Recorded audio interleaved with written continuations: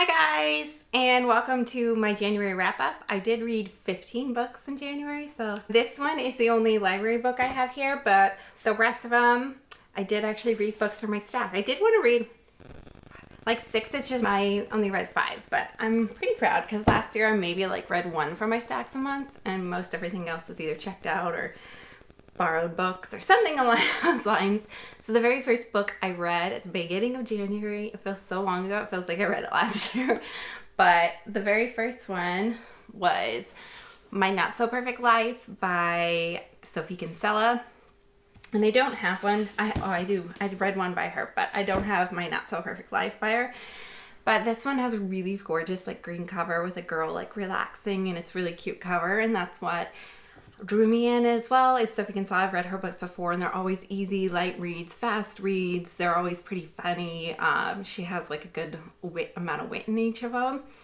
And then this My Not So Perfect Life is about a girl named Katie, and she worships this guy named, or she worships this girl named Demeter, and she's got this flawless skin and hair and her outfit, and she just looks really nice, and she's her boss.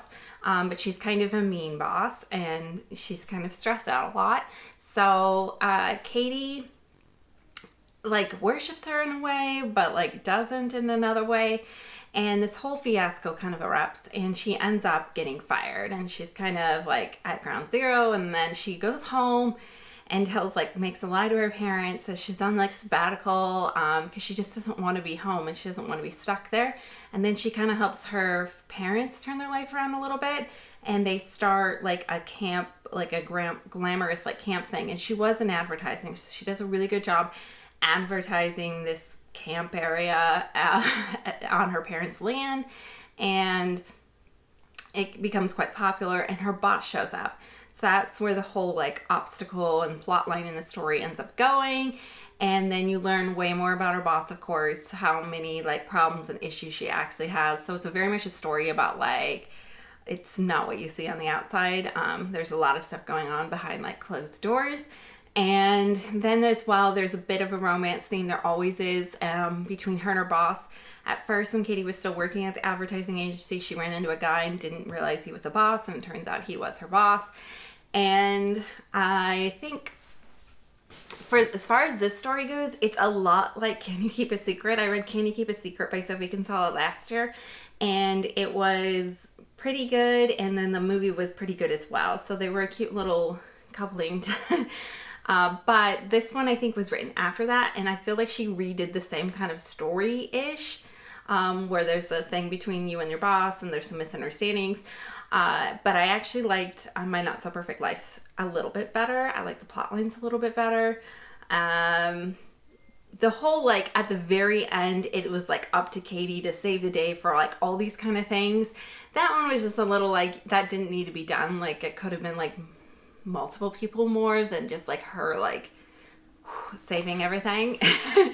So that part it wasn't my favorite, so that's why I didn't give it a super high score. It was just kind of middle of the road. It was not my favorite Sophie Kinsella for me, but as always, it was delightful and solid and an easy read for me by her. And then the next book is Love Story, Love Unexpectedly, number 2 by Lauren Lane. And I read this. I read a bunch of Lauren Lane books, and this one I gave I think 2 stars, because there was a few books. There was one that was almost a 3 and a few that were 2 stars, but there was something about her writing, so I kept trying it. And later on, I did find some books I liked by her, but this one was one of the ones I did not particularly like. This is a story about a girl and a boy, and they go on a cross-country road trip, which I've heard before. They're exes, and they end up in this car, because this car is going to get them there. And so they have a hurtful past, and the whole story kind of line is about a boy who did something to protect the girl, and it's just kind of drawn out through the story a lot. There's kind of a lot of dead space in the middle as they're traveling like that. I just it was one of those stories once again where all the romance was left in the past, and you don't replay the past a ton, and I just didn't buy the romance then, because you're just supposed to automatically believe that there is romance there, and it goes straight to more steamy chemistry, and I don't buy it then. For me, it just wasn't the story, and the guy and girl in the end weren't just like my favorite couple of all time or anything. There are some other stories by her. I'm glad I kept trying her, because sometimes I try and I'm like, no, this isn't for me. But there was something I knew about her writing, and I'm glad I kept trying her, because I did find some other better ones that I did read in January that are coming up. I picked up Bliss back in December, which was exciting because I really liked Fumble and Intercepted. Fumbled I didn't like as much, but Intercepted I really liked and enjoyed by her, so I went ahead and picked up Bliss because I thought she's going to get better and better at her writing. But I kind of had a lot of hype for this couple as well too, because this main girl in like the storyline of Fumbled and Intercepted, there's like a girl pack of women who help the Mustangs, the football team. They help them out a lot because they're like the wives and girlfriends and stuff. But it's like a really good girl chemistry. And this girl owns like a bar that they hang out at a lot. And she had helped some of the other like wives and stuff have jobs and everything. So I kind of was excited to read about her, and then him as well. There's a lot of intrigue in him at the very beginning of the story. His name is Maxwell. But in the end, I didn't like how her character played out that much. Her character often like mentally argued with herself in her head a lot. She was supposed to be this really strong female protagonist, but then kind of wasn't. And then Maxwell like does something. He's supposed to be this like shy, really shy, reserved guy, but then in the very beginning he has like a like spark of like anger. There's like an anger issue in the beginning, and that's just kind of played out, which I was like, what happened to that? So yeah. I really liked Maxwell as well, and he does hit, like, he's, like, in the background, and you don't really get to know him as well, and he is, like, the main intrigue in the book, I thought, was supposed to be Maxwell, but it's not.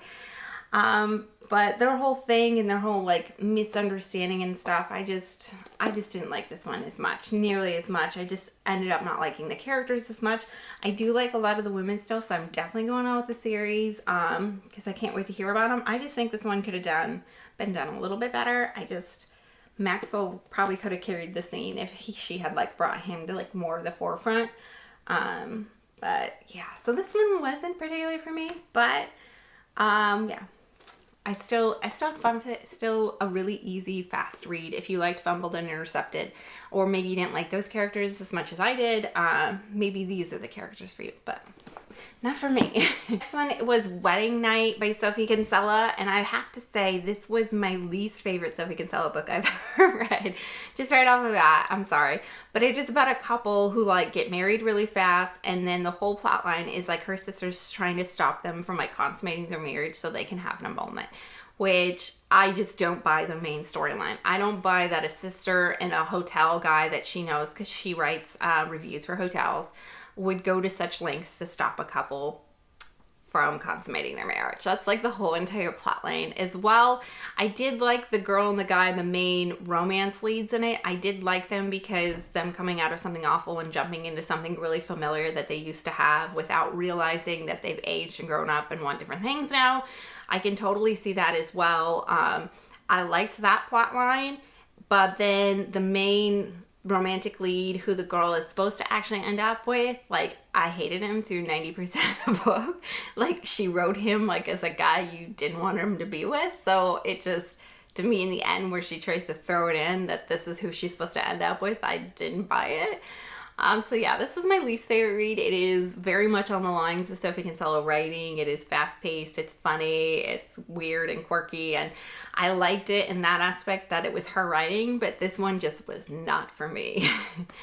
And yeah, let's move on to the next book. The next book I read, I ended up loving. I put this off last year. It came out, because this was an advanced reader's copy. Okay, yeah, so it came out in May of 2019, and it was on like my new book releases to look out for, and I was excited about it. But I thought it was just going to be this really long historical read. And it turned out not to be like that at all. It was definitely a page turner. This is The Bend in Our Stars by Rachel Brunham. And this was her first debut novel, which is ridiculous because it was really good. This was the first 5-star book I read this year. And I really, really liked it. It is like a compilation of stories a little bit. It's about like this family who races across Russia at the very beginning of World War II. They're Jewish, so the main girl is like a girl who like wants to prove herself that she is just as good as a man and wants to be a surgeon. And she works in a Jewish hospital, and then her grandmother is a very strong character as well, and then her brother is like a wickedly smart physicist, and he's like in this battle against Einstein and the theory of relativity. So the whole thing is they're getting to this like eclipse, but they get divided and separated. It's a really good story. It flies for a historical like read like this, like family thing, and there's also a great little romance in it. For historical reads like this, it goes by really, really fast. It is definitely a page turner. I absolutely loved it. The main guy who you hear from in the book, because you hear from like different voices in the book. So one of the main guys you hear from is the romantic lead, and he's like the surgeon that like gets her, like allows her to practice surgery for the first time and allows her to like learn her craft. So you hear from his perspective because he ends up traveling with her brother to this eclipse. And then she ends up traveling with somebody else, like an escaped guy, but, and then her grandmother goes to a different city. But I'm trying not to give too much of the plot line away because it was a really, really good book. But one of the main guys you hear from, like they do a nice like epilogue, like wrap up in the end, but you don't know what really happened to him. He's just kind of left off at the end. Like, you know where he was working, but you don't get his like end cap story. You know what I mean? So that part was kind of disappointing and sad. When I finished the book, I went back and reread to be like, make sure I didn't miss something. But everything else I loved about the book. I don't know, maybe they fixed that in like the normal reads copy because this is an advanced reader's copy, but I don't think it is. But both covers are beautiful. There's like, the main one now is like a blue cover and it's gorgeous, but I love this one with her giant silhouette and like the train that goes across Russia and the stars. And I really like this cover as well. But such a good book. I highly recommend this like all around. I really liked it, and like nothing was overplayed, you know, where like science, like the physics and stuff was really well explained, but it was not overplayed. Her being like a strong woman wanting to become a surgeon was not overplayed, you know, where it like becomes like the main theme. There was no huge main thing that took over one thing or another. The storyline just seamless and great and marvelous. I really recommend it. I liked it a lot. So next book was Irresistible Yours by Lauren Lane. So I tried like a certain set of series and I wasn't liking them, so I switched it up and tried this one, and it is like in the Oxford series, and it's a group of men that produce a magazine.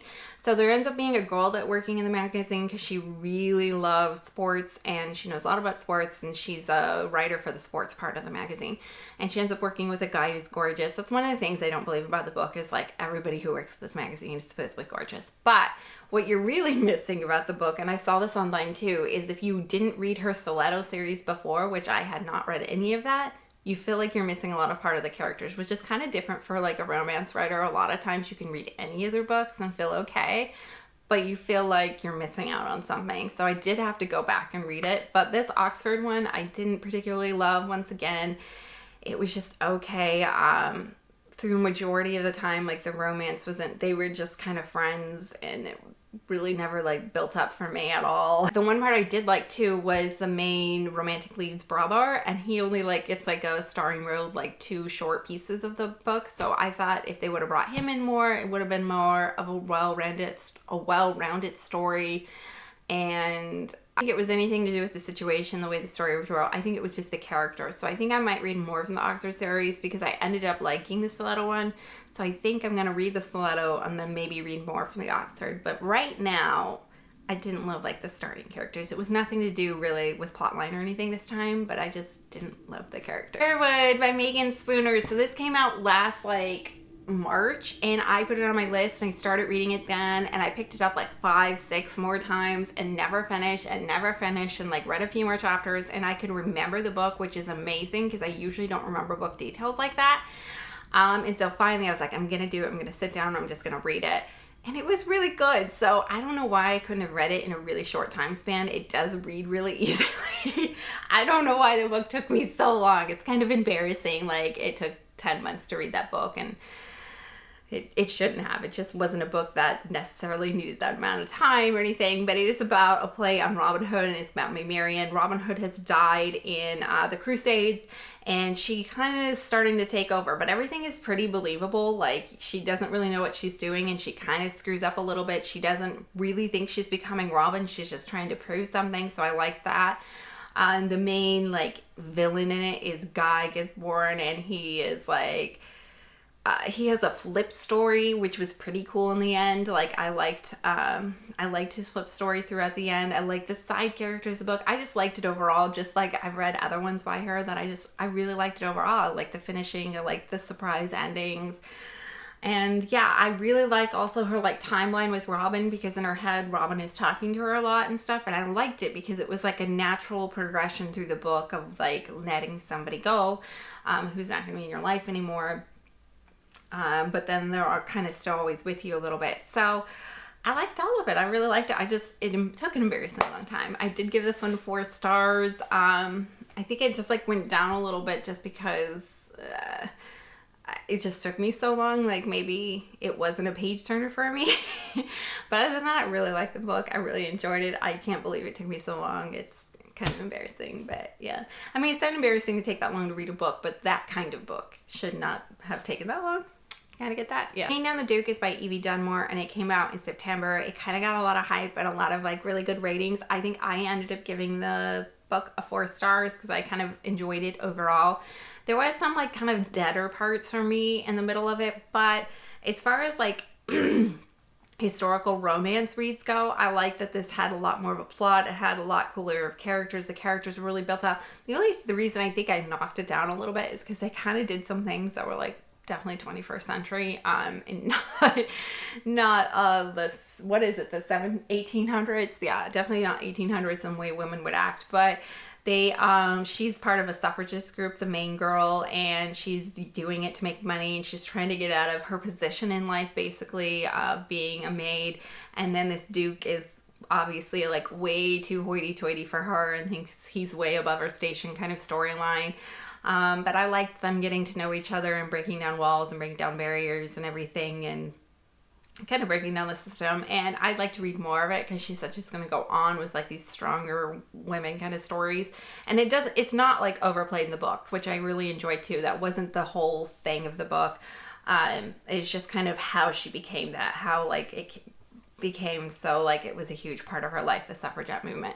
So I really enjoyed it. It was fun. It's a very lighthearted take. I would not take it as like historical accuracy at all or anything like that, but it was like a fun read to read about that period in time. And it was like, I've read some historical romance leads. They're either like really in depth, all history, and really like spot on in the history, or they're just like so like flagrant of history, and it's just they just want to write about a girl in a castle kind of thing, that it has like nothing to actually do about history, just more about the clothes and the castles and stuff.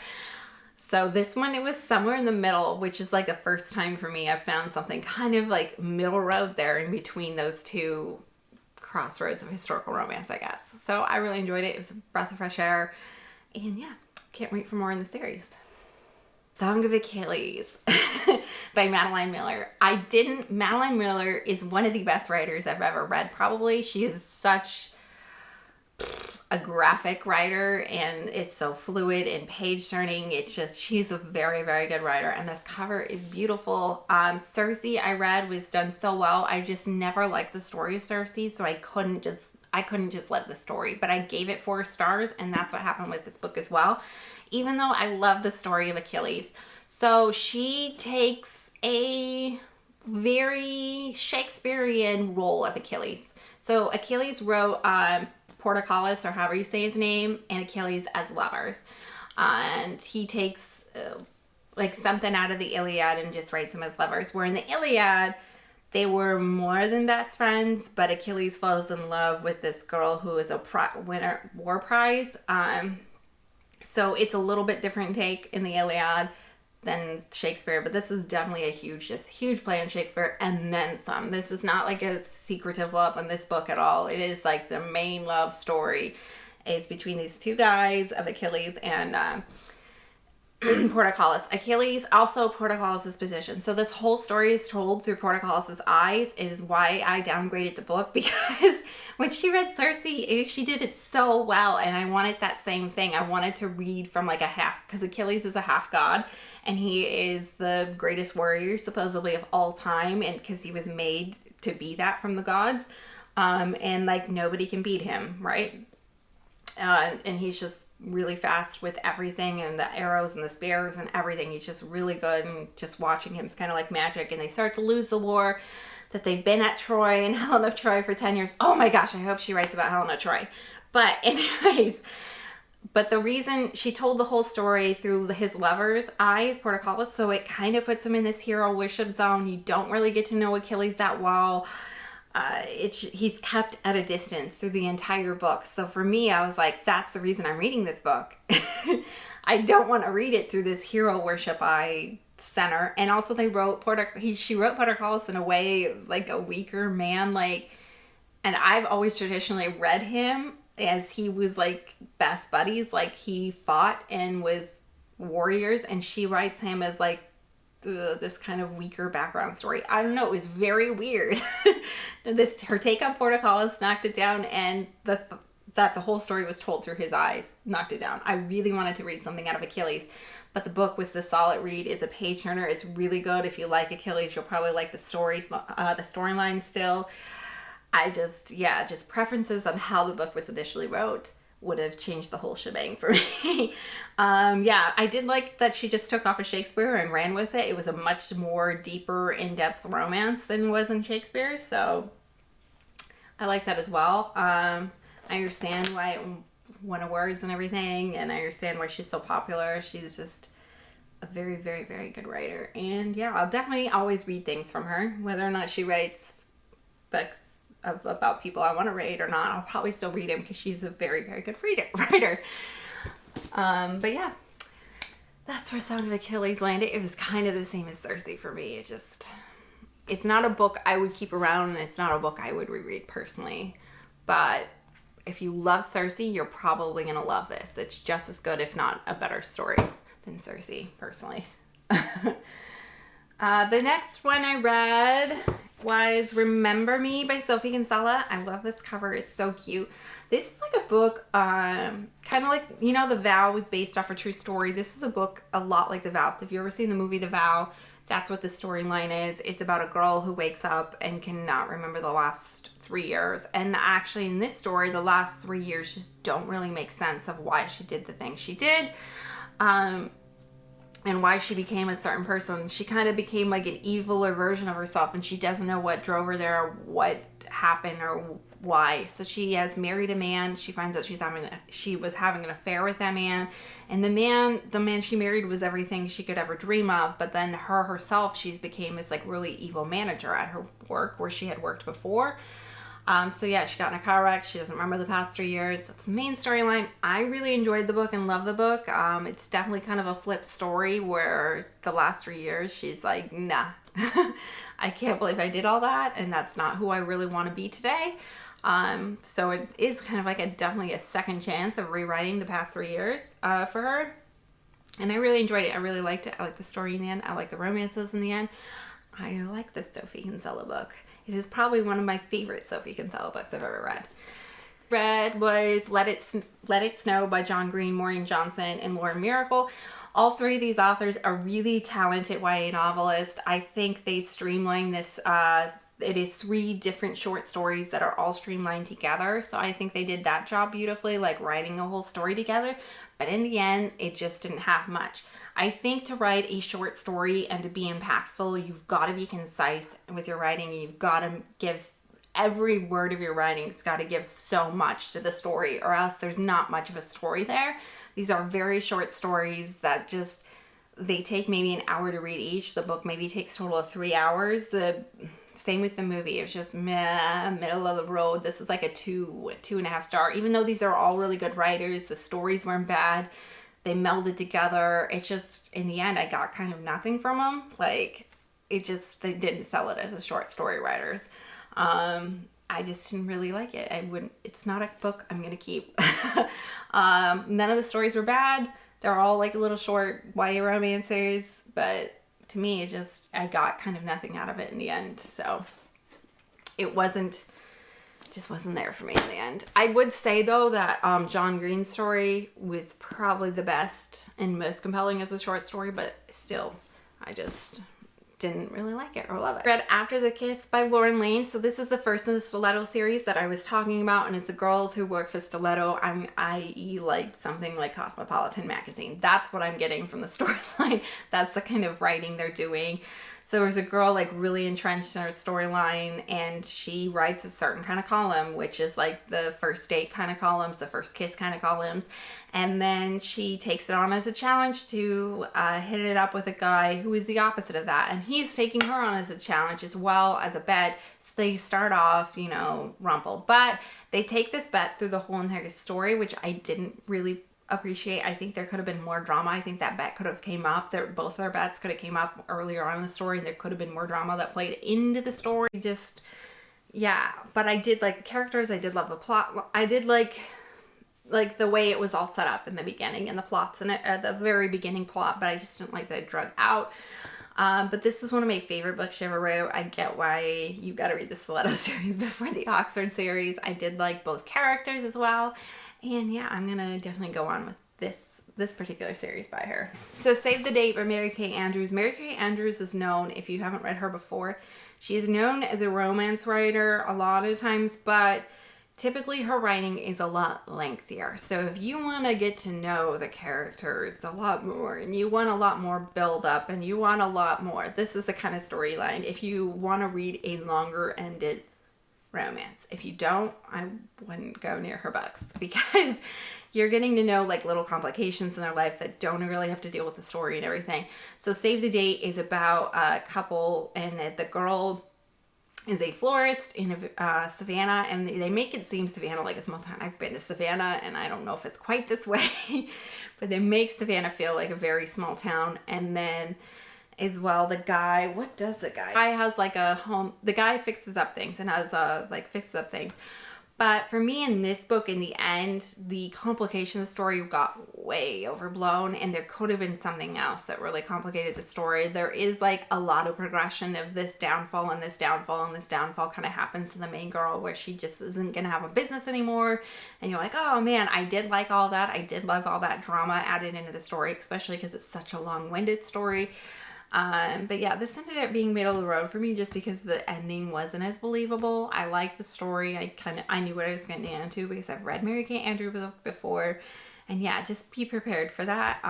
It's not your typical like flip the page romance reads. Hers are a lot more long-winded, which I was prepared for. It's just this story and this particular couple, middle of the road. I didn't hate them, didn't love them. And their complication in the end was here or there. Like, I just didn't believe it. Yeah. I think I got 3.5 because she is a really good writer. So I liked it. I liked it a little more than liking it, but I didn't love it at like a 4.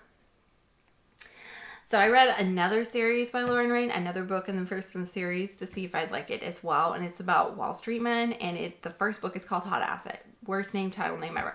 I have like spoken about her title names so many times.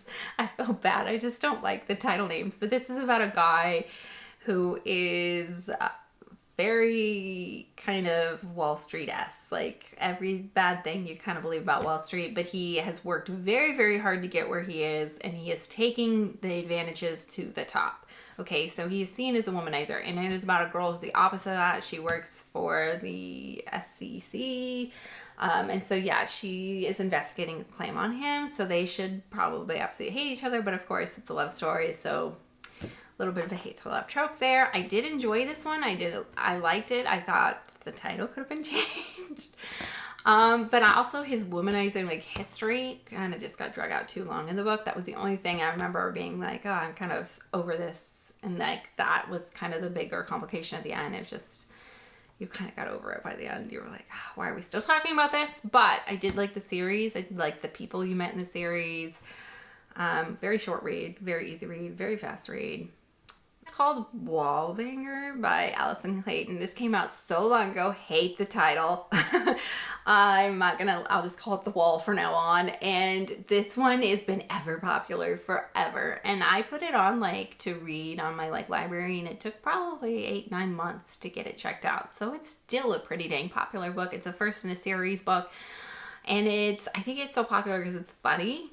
So the premise is like she hears the guy next door knocking her wall with a lady friend, and that's the whole kickoff of the story, okay? And he has this stereotypical trope that he doesn't like to be with one woman, but for me the reasoning wasn't behind that. And like they become friends like at a really awkward stage of everything, and I just didn't buy that part of the story. I just didn't buy a lot of parts of the story, so I didn't end up really liking the story. I think I gave it 3 stars just because it was funny, it was well written, it was fast paced, but it was just, I can see why people like it a lot, but it just wasn't a story for me.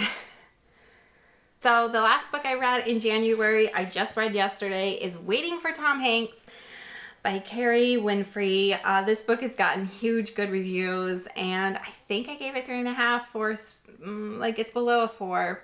I didn't love it, but I really did like it. It was a cute story. It was done well. It is about a girl who thinks all of Tom Hanks' movies or rom-coms. She's like kind of obsessed with rom-coms. She wants to be a writer. She writes like things for online, like she doesn't want to be writing, right? She writes about like hemorrhoid cramps and stuff. And then the guy is a famous actor who's come to town for 2 weeks of filming in this particular town. So she runs into him, she gets a job on set. And it's kind of a challenge for her to like grow like and leave where she has been her whole life and the people have taken care of her. She has kind of a tragic past. And yeah, it's just it's a lot about growing a piece. It's pretty funny. It's pretty cute. There's little misunderstandings, but it's definitely like YA, I would say, or new adults. It's probably YA. But yeah, it's pretty lighthearted, pretty easy read, pretty fast read. I get why so many people like it. It's more of a universal love story. But yeah, it was just okay for me in the end. I wouldn't love it. I don't know if I'd read much more by her or not. Like I didn't absolutely love this story. Love this couple. I like YA stories a lot, like little first love stories, but they are kind of older. They're in their 20s and stuff, but it's written in a YAS. So I didn't love the couple in the end. I like them together and all. They're fine together, but it's just neither one of them where I was like, yeah, I love that character. I don't know. It is a cute story. I get why it's popular. So check it out if you like YA romances or new adult romances. And I will see you guys next month. Well, it is this month. I'll see you guys more in February. See you guys next time. Bye.